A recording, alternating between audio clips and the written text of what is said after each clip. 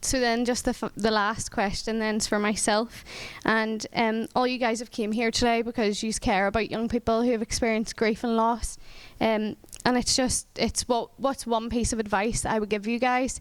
It's, for me personally, please don't ignore the topic of loss and death. Please don't. I find sometimes people maybe want to ignore it because for fear of upset, like causing upset to me or any of the other young people, or fear of the awkwardness. But I find it so much more endearing when someone actually brings up the topic of my dad. Like, I want to talk about my dad. Like, I love him. I want, as Bridget said, like, I want to carry on my dad's legacy forever. I want his name to be said. So I don't want the topic of his death to be completely ignored. But that's me personally. I want to talk about it.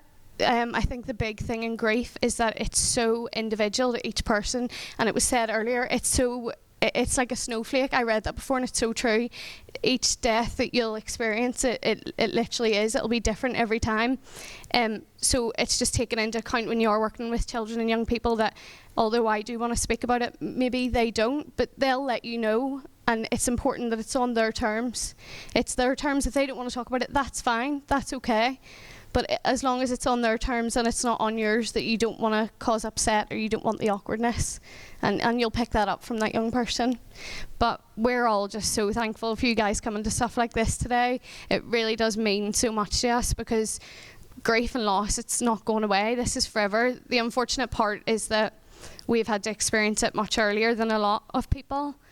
But we're dealing with that, we're growing from that, we're living with it every day, and I'm sure like we all just want to carry our loved ones' legacy on with us. So thanks so much, guys.